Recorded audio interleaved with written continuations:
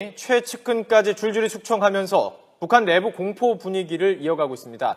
이번에는 군부 서열 2위인 현영철 북한 인민무력부장을 지난달 말 공개 처형한 것으로 알려졌습니다. 김지선 기자가 보도합니다. 지난달 말 개최된 북한 군훈련 일꾼대회. 중앙에 앉은 김정은 제1위원장 옆으로 현영철 인민무력부장이 눈을 감고 있습니다. 얼핏 졸고 있는 모습으로 비춰진 현 부장은 최근 숙청된 것으로 파악됐습니다. 국가정보원은 현 무력부장이 지난달 30일 평양 순안에 있는 강경종합군관학교에서 장교들 수백 명이 지켜보는 가운데 반역죄를 물어 고사총으로 총살됐다고 밝혔습니다. 최근 국정원은 국회 정보위원회에서 이렇게 보고했죠. 당시 내용부터 들어보겠습니다. 김광림 국회 정보위원장의 말입니다. 김정은에 대한 불만 표출, 둘째, 김정은 지시 수차례 불이행, 그리고 태만과 함께 세 번째로 김정은이 주재한 훈련 일꾼 대회에서 조는 모습에 불충스러운 모습 때문인 것으로 알려지고 있다고 했고, 반역죄로 처형되었다는 첩보도 입수되어 있다고 밝혔습니다.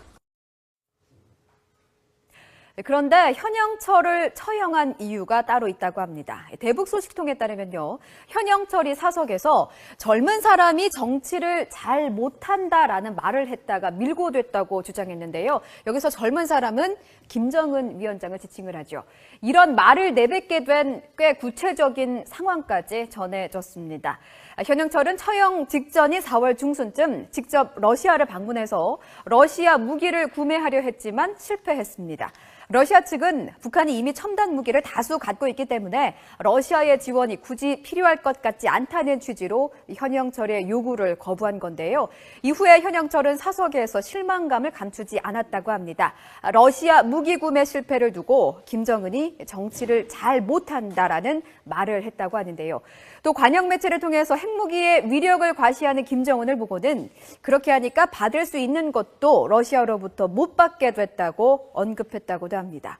김정은의 공포 통치가 가속화되고 있고 북한군 서열 2위 현영철 처형 미스터리는 계속해서 회자가 되고 있습니다. 이슈 대담에서 전문가들과 이야기 나눠보죠. 지금 북한 체제가 어떤 상황인지를 보여주는 상징적인 사건이 아닌가 싶습니다. 북한 체제의 문제, 어느 정도 안정이 돼 있느냐, 내구성이 어느 정도냐, 이 문제는 바로 우리에게 직접적인 영향을 미치기 때문에 주목하지 않을 수가 없는 소식입니다.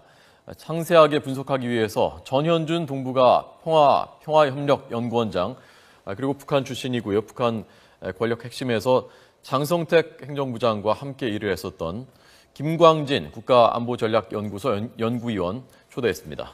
어서 오십시오. 네, 안녕하세요. 안녕하십니까.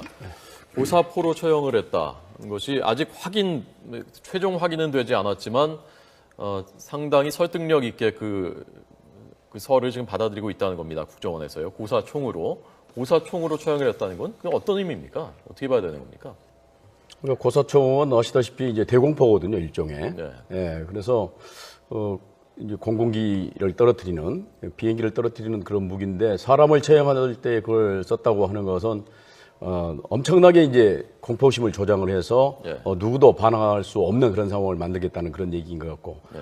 이 관련해서는 이제 장성택 처형 때도 고사총으로 처형을 하고 뭐 화형을 시켰다는 그런 얘기가 또 있었거든요, 그 당시에도. 예. 그러니까 상당히 이제 이제 반당 종파분자라든가 이런 큰 죄를 지은 사람들에게 엄청난 그런 처벌을 가해서 다시는 김정은에게 대들지 못하도록 하는 그런 이제 시범 케이스로 그런 무기를 사용하지 않는가 그렇게 생각을 합니다. 김정일 시대에도 이런 식의 처형을 한 적이 있습니까? 김정일 시대 때 우리가 깜짝 놀랐던 것이 이제 90년대 말에 그 심화저 사건이라는 게 있었거든요. 그때 부관 참시를 했습니다. 부관 참시. 그 농업위원장 하던 사람 김만kum을 간첩으로 몰아서 이제 최고 수뇌부를 노리는 그런 간첩 활동을 했다 해갖고 다 죽은 사람, 혁명 열사릉에 묻어 있는 사람을 애국 열사릉이죠. 묻어 있는 사람을 꺼내서 이제 다시 처형을 했는데 그럼에도 불구하고 지금 현재 나타나고 있는 그런 상황과는 좀 차이가 나죠. 당시 김정일이가 권력을 잡은 다음에 한 10여 명 처형한 걸로 알고 있습니다. 지금 지금 3년 됐죠. 근데 70여 명을 죽이고 있고, 네. 그 다음에 지금 그 현영철 인민무력부장도 정치국 위원이거든요. 예. 정치국 위원이면 몇 명이 안 됩니다. 몇 명입니까, 정치국 위원? 한 10명 정도 될 겁니다. 당정위원회 위원이 한 140여 명이 되고, 예. 그 다음에 후보위원이 한 100명 정도 됩니다.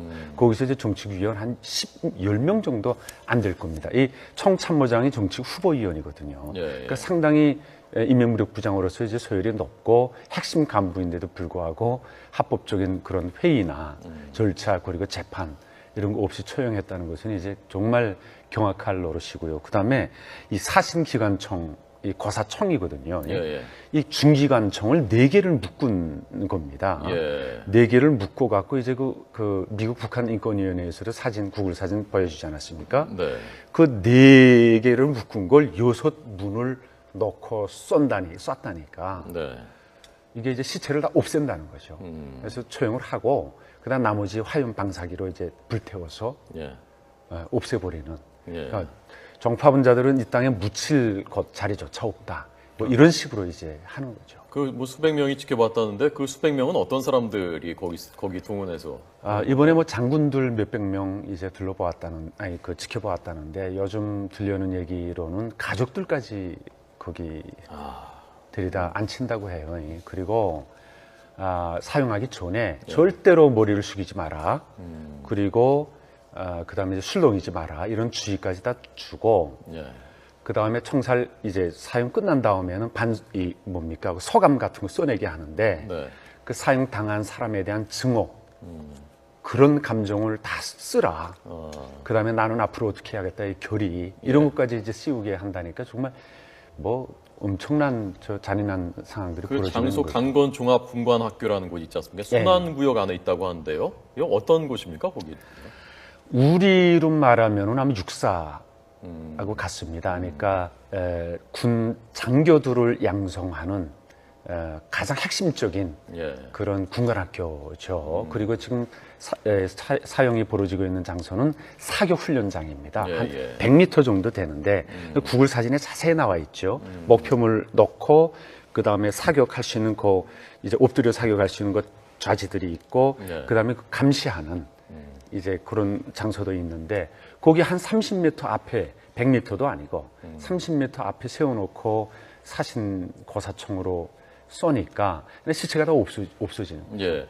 원장님, 이 현영철이 대장 진급할 때 김정은 그리고 김경희 그리고 최룡해하고 같이 진급한 대장 승진 동기란 말입니다. 그렇습니다. 대장 진급 동기란 말입니다. 예. 김정은의. 그리고 최측근이라고 했었고 불과 6개월 전에 러시아에 특사로 보냈었습니다. 김정은이. 그런데 지금 그런 사람을 불경죄 졸았다라고 해서 총살했다. 총살인지 숙청인지 100% 확실하지 않습니다만은 어떤 다른 이유가 있을 수 있다고 보십니까? 아니면 그것 때문이라고 보십니까? 여러 가지 이유가 있을 걸로 생각이 됩니다. 그러니까 네. 현영철은 뭐 말씀하신 대로 정말 김정은 정권 들어서면서 승승장구한 그런 장군 아니겠습니까? 그래서 지난 4월에 이제 러시아 특사로 다녀왔고 작년 11월에도 또 러시아 국방장관 생일 축하 그 사절단으로 다녀온 네. 정말 어떻게 보면 러시아통이고 예. 김정은을 최측근에서 보좌한 저 최근까지도 가장 많이 수행을 해서 어떻게 보면 신임이 가장 높은 사람인데 이렇게 갑작스럽게 죽인 이유가 뭘까에 대해서 저도 이제 많이 생각을 해봤습니다만은 네. 정확한 정보가 뭐 저에게는 없기 때문에 일단 언론 보도를 종합해 보면은 이제 그런 겁니다. 그러니까 졸았다. 김정은이가 연설하는 그런 장소에서 군사 행사에서 졸았다는 거, 그다음에 그 지시사항을 제대로 이행하지 않았다는 거 아니겠습니까? 그다음에 이제 반당 종파도 엿보인다. 뭐 정확하지는 않습니다만은 그런 거 얘기를 했습니다. 그래서 저는 이제 조금 해석하기를 역시 사실 김정은이가 지금 5월 9일 날 러시아에서 있었던 전성기념일 행사에 못 갔지 않습니까? 예. 그러면 현영철이가 러시아 통이고 지난 4월에 또 러시아를 방문했었고 또 작년 11월에도 러시아를 방문을 해서 김정은이가 정말 화려하게 국제 무대에 등장할 수 있는 그런 터전을 마련해야 되는 그런 임무가 있었다고 생각하거든요. 네. 그런데 물론 거기에서 이제 러시아하고 접촉하는 그런 과정 속에서 일단 개별적인 정상회담을 해야 된다. 첫째는. 둘째는 일단 정상회담을 하게 되면은 성과가 있어야 된다. 그 예. 성과라고 하는 것은 경제적 지원뿐만 아니라 군사적인 지원도 있어야 된다라든가 이제 이런 것들이 이제 밀고 당기고 했었던 것 같은데 역시 그 실패를 했습니다. 그렇다 한다면 이건 상당한 이제 그 책임을 물을 수 있는 그런 사안이 아닌가, 북한 입장에서는. 예. 그러니까 김정은이를 절대화하는 그런 상황 속에서 제대로 자기 임무를 그런 미션을 수행하지 못했다고 하는 것이 큰 문제였던 것 같고, 그다음에 국제사회는 이미 그 김정은이 러시아 간다 그리고 푸틴하고 만난다라는 거가 다 보도가 돼 있었던 상황인데 그렇습니다. 며칠 전에 취소됐으니까 예. 좀 체면을 구긴 거거든요. 그러니까 아마 김정은도 가려고 했던 것 같습니다. 그런데 이제 여러 가지 조건이 맞지 않았기 때문에 가지 않았는데 마지막으로 역시 결단을 내리는 것은 김정은이 했겠죠. 네. 나는 안 간다. 그런 식으로는 나는 안 간다. 이렇게 이제 했지 않겠습니까? 예. 거기에서 현역철을 비롯한 물론 주로 대사도 책임이 있을 것이고 외교부 사람들도 그 외무성 사람들도 책임이 있겠습니다만. 그게 이유라면 지금 최룡해도 떨고 있겠는데 최룡해도 러시아 특사 가서 푸틴 직접 만나고 그러지 않았습니까? 물론 근데 이제 이번에는 미션이 확실하게 현역철에게 떨어지지 않았을까 그렇게 생각이 되고 물론 그것만은 아니겠습니다만은 여러 가지 아까 말씀드린 졸았다든가 지시사항을 제대로 이행하지 않았다든가 어떻든 그런 이유들이 복합적으로 작용해서 처형을 한 것 같은데 근데 아직까지는 지금 뭐 첩보입니다. 그러니까 처형을 한 것인지 아니면 지금 어디 감금되어 있는 것인지 또 숙청이 돼서 지방으로 내려가 있는지는 정확하지는 않습니다만은 예. 아마 무게는 처형됐을 가능성이 높다는 식으로 각오는 있습니다만은 아직까지는 좀 두고 봐야 될 것 같습니다. 왜냐하면 이제 아직도 기록 영화가 나오고 있는 거고 예. 보통 이제 저런 경우에는 뭐 시간이 좀 지나서 없어지기도 합니다만은 벌써 지금 상당히 시간이 지났거든요. 처형이 만약 4월 30일 날 됐다고 한다면 네. 그렇지 않습니까? 예. 근데 아직도 이 현역철에 잔영이 지워지지 않는다고 하는 것은 조금 좀 두고 볼 필요는 있지 않는가 생각이 됩니다. 네.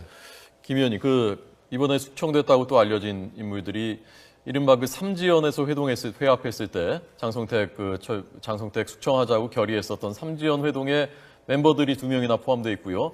마원춘, 변인선, 한광상 이 세 사람 북한 지금 정권에서 어느 정도 위치를 차지하고 있는 사람들이고 이 사람들이 제거됐다는 것은 어떤 의미를 갖고 있다고 보셨습니까? 예, 마원춘이 그 설계국장을 했었죠. 네. 국방위원회. 그리고 중장별까지 달고 이제 김정은 수행을 꽤 많이 다녔습니다. 원래 군 출신이 아닌데 아님에도 붙여준 거죠? 불구하고 이제 국방위원회 이제 설계실을 만들면서 거기에 국장 자리를 주면서 이제 표를 안겨준 거죠. 네. 그리고 그만큼 신임한다 이런 뜻인데 많이 다니면서 이제 주요 대상 건설 이런 설계를 맡았습니다 했는데 비행장 건설 지금 신축했거든요. 근데 그거 잘못했다.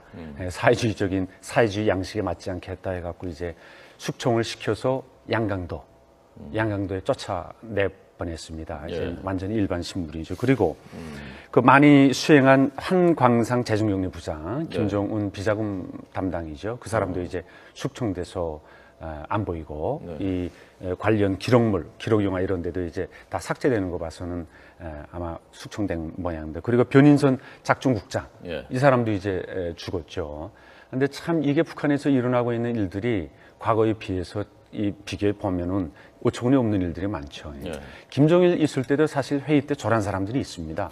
강석주 부총리 지금 안 보이는데 이 사람도 좀 잘 봐야 돼요. 요즘 안 보이는데 외무성 일부상 할 때 회의에서 까딱까딱 저니까 이제 김정일이가 당신 어젯밤 뭐 하다가 이제 지금 저냐 하니까 자기 싸이하고 딸이 싱가포르 나가 있기 때문에 지금 자기가 손녀딸을 봐야 돼서 밤새껏 자지 못하고 이제 그것 때문에 이제 그런다 하니까 당신 왜 딸을 아기를 부모들한테 내보내지 않고 그러냐 하니까 이거 방침이 이렇게 돼 있다 그래서 그거 나쁘다 그거 시정해라 해서 이제 내보낸 적도 있는데 이렇게 좀 유하게 사람들을 다루고 했거든요.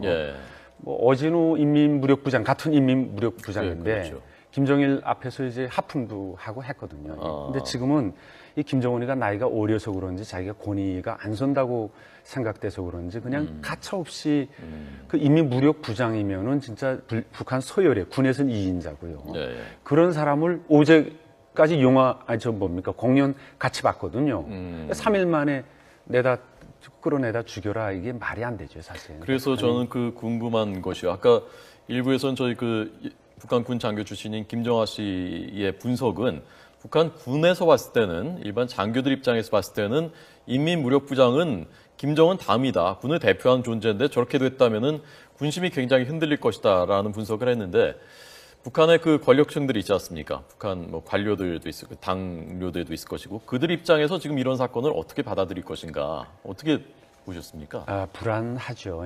아마 숨도 제대로 쉬지 못하고 살 겁니다, 다들. 또 언제 어떻게 될지 모르니까요. 네. 그리고 아마 그 제목 중에는 보위부에서 좀 조사 과정에 감시 철저히 하고 있거든요. 거의충일수록.